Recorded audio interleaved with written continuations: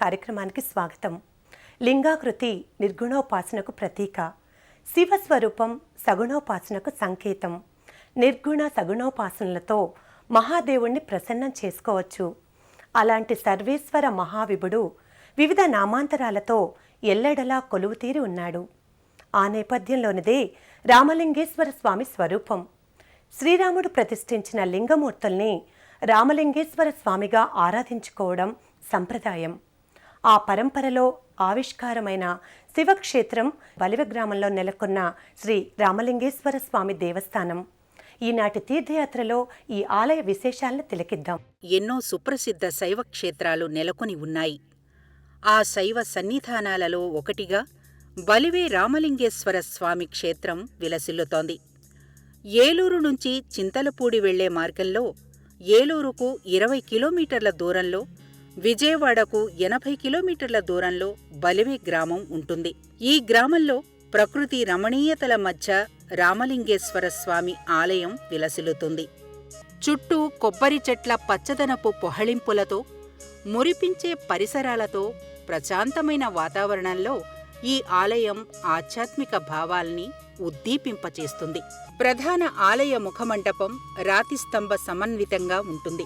ఒకప్పుడు బలివే గ్రామ ప్రాంతాన్ని బలిచక్రవర్తి పరిపాలించినట్టుగా పురాణ కథనం. అందుకే దీనికి బలివే అనే పేరు స్థిరపడిందంటారు. ఎన్నో శతాబ్దాల క్రితం నిర్మితమైన ఈ ఆలయం నేటికీ గత వైభవానికి చిహ్నంలా విరాజిల్లుతోంది. శ్రీరాముడు లంకపైకి దండెత్తే ముందు సాగర తీరాన ఇసుకతో శివలింగం చేసి పూజించాడు. సైకతలింగం క్షేత్రమే నేటి రామేశ్వరం. అక్కడ నెలకొన్న దైవం రామలింగేశ్వర స్వామి. ఈ నేపథ్యంలోనే శ్రీరాముడు రావణుణ్ణి సంహరించిన తరువాత బ్రహ్మహత్య దోష నివారణ కోసం పలు ప్రదేశాలలో శివలింగాల్ని ప్రతిష్ఠ చేస్తూ అయోధ్య చేరుకున్నాడు. ఆ పరంపరలోనిదే బలివ రామలింగేశ్వర స్వామి ఆలయం. పశ్చిమాభిముఖంగా సద్యోజ్యోతి మూర్తిగా రామలింగేశ్వరుడు గర్భాలయంలో నెలకొని భక్తుల అభీష్టాల్ని నెరవేరుస్తున్నాడు. గర్భాలయంలో ప్రత్యేక లోహ మండపంలో రామలింగేశ్వరుడు లింగాకృతిలో గోచరమవుతాడు. సాక్షాత్తు శ్రీరామచంద్రుని కరకమలాలతో సుప్రతిష్ఠితమైన లింగమూర్తిని ఇప్పుడు మనం ప్రత్యక్షంగా వీక్షించి తరించగలుగుతున్నాం. ఇప్పుడు మనం దర్శించుకుంటున్న రామలింగేశ్వర స్వామిని బలిరామలింగ స్వామిగా, బలే రామస్వామిగా భక్తులు పిలుచుకుని ఆరాధిస్తారు.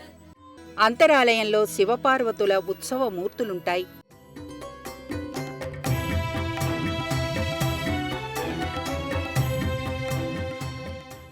భక్త రక్షణ, దుష్ట శిక్షణ మొదలైన లోకహితాల కోసం శంకరుడు శతాధిక పేర్లతో ప్రకటితుడయ్యాడని పురాణాలు చెబుతున్నాయి.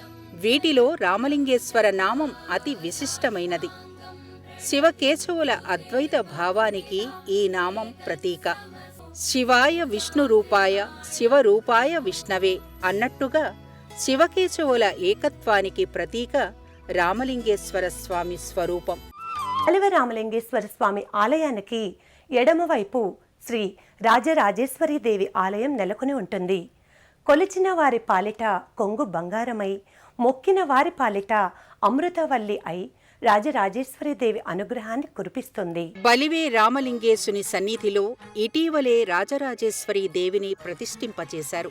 ఈ మంటపంలో సింహ, గజ ఆకృతులతో కూడిన విలక్షణ స్తంభాలుంటాయి. ముఖమంటపంలో అమ్మవారికి అభిముఖంగా సింహ ప్రతిమ ధీర గంభీరంగా తేజరిల్లుతుంది. గర్భాలయానికి ఇరువైపులా ద్వారపాలకులు నెలకొని ఉంటారు. అమ్మవారికి అభిముఖంగా ముఖమంటపంలో ప్రత్యేక పీఠంపై ముగ్గురమ్మల మూలశక్తికి ప్రతీకగా త్రిశూలం ఉంటుంది. భక్తులు ముందుగా ఈ త్రిశూలానికి ప్రణమిల్లి అమ్మవారిని దర్శించుకుంటారు. గర్భాలయంలో సకల కళల సౌభాగ్యవల్లి, సిరుల వరాల్ని కురిపించే తల్లి రాజరాజేశ్వరీదేవి భక్తాభీష్ట ప్రదాయినిగా దర్శనమిస్తుంది. చతుర్బాహువులతో, పాశాంకురాలతో, అభయవరద హస్తాలతో, పుష్పమాలాలంకృత శోభితగా సౌందర్య లహరిలా తేజరిల్లుతుంది.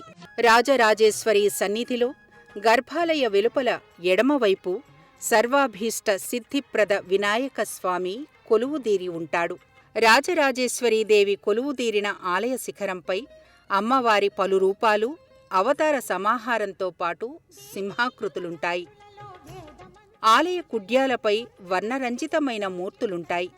మరోవైపు ఆలయ ప్రాంగణంలో ప్రత్యేక మంటపంలో శివలింగం నెలకొని ఉంటుంది. ఈ మంటపానికి అభిముఖంగా నందీశ్వరుని ప్రతిమ గోచరమవుతుంది.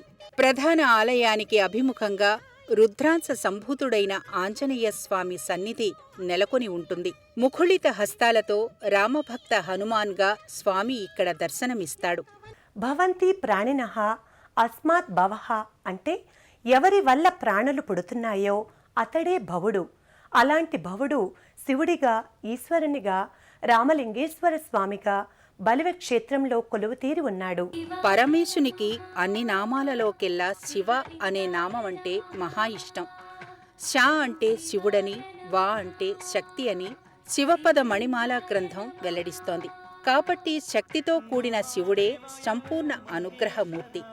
అమ్మవారితో కూడిన అయ్యవారే అన్ని వరాల్ని ఒసగే దివ్యానుగ్రహమూర్తిగా విలసిల్లుతాడు.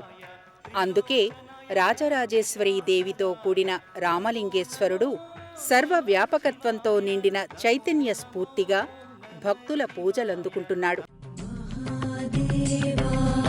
రామలింగేశ్వర స్వామి వారి సన్నిధిలో మాఘమాసంలో బ్రహ్మోత్సవ వేడుకల్ని నిర్వహిస్తారు.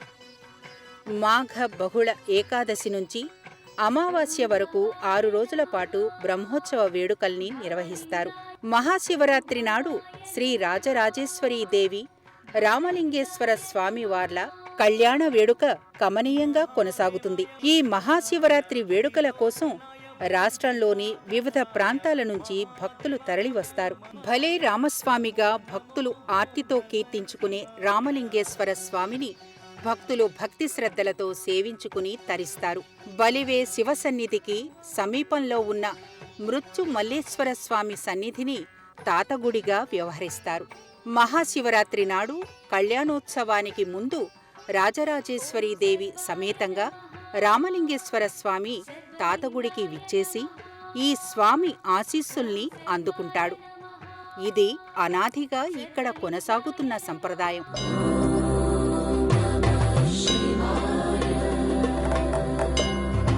శివశక్తి విజృంభిస్తే ఈ జగత్తు అనే చక్రం ఏర్పడిందని కైలాస సంహిత చెబుతోంది. సృష్టి, స్థితి, లయం, అరోభావం, అనుగ్రహం అనే 5 అవయాలు ఆ చక్రానికి ఉంటాయి. అందుకే దీనిని పంచార చక్రం అంటారు. ఈ చక్రాన్ని తన ఆధీనంలో ఉంచుకునే ఆదిదేవుడు బలివలో రామలింగేశునిగా వ్యక్తమై భక్తుల్ని అనుగ్రహిస్తున్నాడు. ఆ స్వామి అనుగ్రహాన్ని సదా ఆర్తిగా అర్థిద్దాం.